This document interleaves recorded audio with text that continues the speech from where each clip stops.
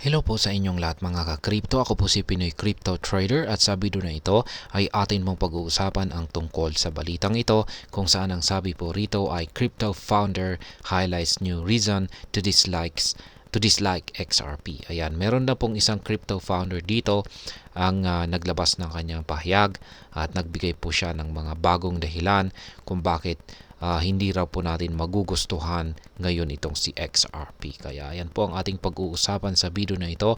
Pero bago po tayo magpatuloy, ay nais ko lamang po munang bigyang linaw ang aking disclaimer kung saan ang nilalaman po ng video na ito ay hindi po ito isang financial advice. For education and information purposes lamang po ang layunin nito.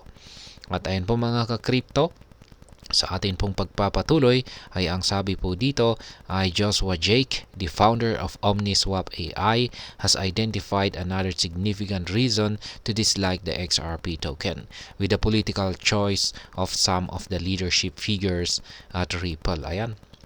Ang founder ng Omniswap AI na si Ginoong Joshua Jake ay naglabas po siya ng isang matinding pahayag kung saan ay tinukoy po niya ang iba't ibang mga matitinding dahilan rito para hindi po natin magustuhan ngayon itong si XRP.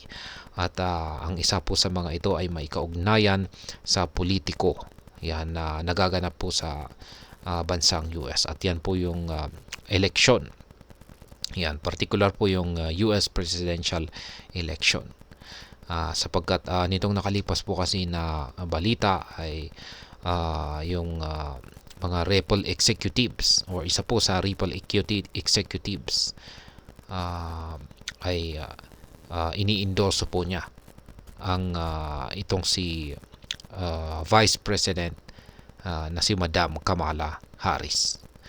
Recall the CryptoBasic report on Friday, which disclosed that Ripple's chairman, Chris Larsen, has endorsed incumbent Vice President Kamala Harris to become the next president of the US. Kaya ayan na nga, ang Ripple chairman na si Ginoong Chris Larsen ay siya po yung nag-i-endorso dito kay Madam Kamala Harris para siya ang sunod na manalo sa pagkapangulo ng bansang US.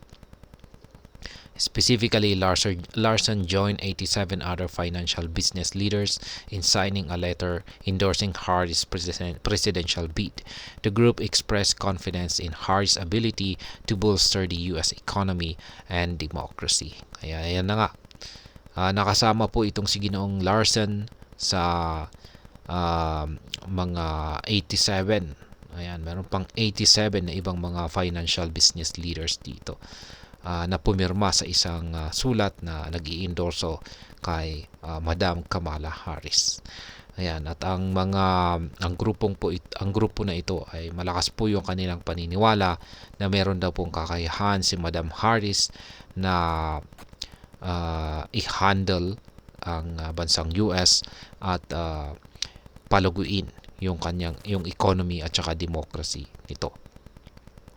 Crypto community reacts. However, Harris' prominent role in the current administration, under which the crypto industry has faced regulatory hurdles, including Ripple's own legal battles, has triggered mixed reactions from the community. Yan po yung naging reaction ng crypto community dito.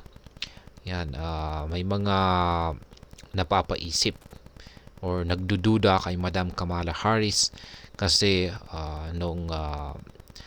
dahil sa kasalukuyang administrasyon na ito, ayan, ni Biden ay siya po ang Vice President. Ayan.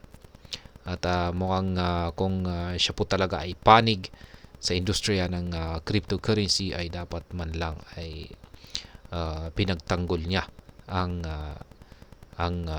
mga cryptocurrencies. Pero mukhang nanahimik lamang po siya or parang pumanig pa siya sa US SEC. Kasi nitong kasalukuyang administrasyon ni Biden ay talagang pinahirapan po talaga. Ayan, pinahirapan po talaga nila yung industriya ng cryptocurrency sa pamamagitan po ng US SEC. At lalong-lalo na itong si Ripple. Ngayon ang nakakapagtaka ay bakit kaya ini-endorso ng Ripple chairman itong si Madam Kamala Harris. Kaya yan, Larson's endorsement fueled debate, with some expressing disappointment given the challenges XRP faced during the lawsuit, which hindered XRP's holders from capitalizing on the 2021 bull market. Kaya yan na nga, marami raw pong na-disappoint dito sa endorsement na pag-i-endorse ni Ginoong Larson dito kay Madam Kamala Harris. Kaya ayan,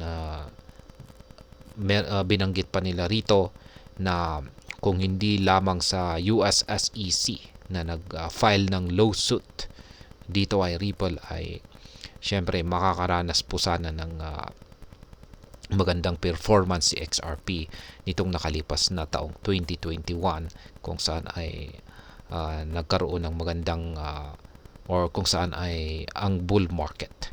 Ayan, sa bull market ay nag-perform sana ng maganda itong si XRP. At ayan, due to the current regulatory climate, many crypto leaders have chosen to back Donald Trump instead. Trump has fervently promised to make Bitcoin and crypto great if elected president, promising pro-crypto policies. Kaya ayan na nga, mas parang nagugustuhan po ng lahat or karamihan or ang community ng cryptocurrency itong si Ginoong Donald Trump. Kasi pagdating po sa kanya ay marami po siyang mga pahayag na siya ay isang pro-crypto or talagang papanig po siya sa industriya ng cryptocurrency. At nais po niyang itong si Bitcoin at ang mga ibang mga cryptocurrencies ay gagawa po siya ng pro-crypto policies. Ayan, or mga regulasyon or patakaran na magkakaroon ng benefits. Ayan, or magandang regulasyon para sa mga cryptocurrencies. Ayan, while Harris has not issued specific pro-crypto promises, Ripple's chairman has thrown his weight behind her. Reacting to the development, prominent community commentator Joshua Jake criticized Larson's endorsement. He views it as yet another reason to distance oneself from XRP. Kaya yan na nga. Hindi po tulad ni Ginoong Donald Trump ay itong si Madam Kamala Harris ay wala pa po siyang naibibigay or ipinapahayag na mga pro-crypto na mga promises or mga yung kanyang gagawin, yan, na ikakabuti ng mga cryptocurrencies. Ayan, pero gayon pa man ay ang chairman ng Ripple na si Ginoong Chris Larson ay binibigay niya ang pagtitiwala niya dito kay Madam Kamala Harris. Kaya ayan, meron po dahil dito ay meron pong napareact rito na isang community commentator na si Ginoong Joshua Jake, kung saan ay hindi po niya nagustuhan yung pag-i-endorso dito ni Ginoong Chris Larson kay Madam Kamala Harris. At ang kanyang pananaw rito ay isa po itong dahilan para medyo layo-layuan natin itong si XRP.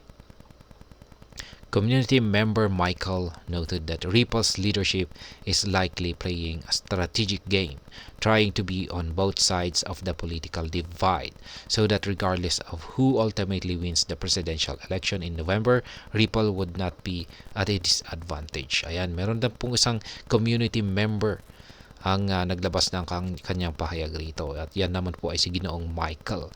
At ang sabi po niya rito kung bakit ginagawa ng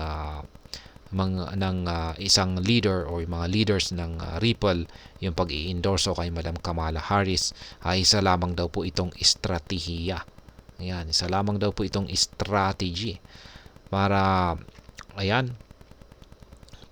kahit na sino raw yung manalo sa pagka-presidente ng bansang US nitong paparating na buwan ng November ay si Ripple ay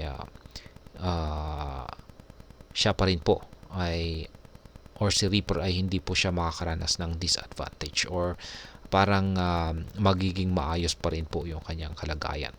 Yan. Kaya ibig sabihin, maski si Kamala Harris ang nanalo, ay okay pa rin itong si Ripple. Or kung si Ginoong Donald Trump ang nanalo, ay ayan, okay pa rin po siya. Kaya mukhang yan po yung strategy na binabalak ng mga leaders ng Ripple. Kaya po nila siguro promote si Madam Kamala Harris. Kaya ngayon, hanggang dito na lamang po tayo sa video na ito mga ka-crypto. Sana po ay inyong nagustuhan ang aking paliwanag sa video na ito. Kung inyo po itong nagustuhan, pakiclick lamang po ang like button nito. Para naman po sa mga bago lamang dito, kayo po ay aking inaanyayahan para mag-subscribe. Pakiclick na rin po ang bell icon nito dahil ito po ang siya magsisilbing notification nito sa mga bago kong videos na akin pong ina-upload sa aking YouTube channel na ito. Marami pong salamat sa panonood, ingat po tayo lagi at God bless po sa ating lahat.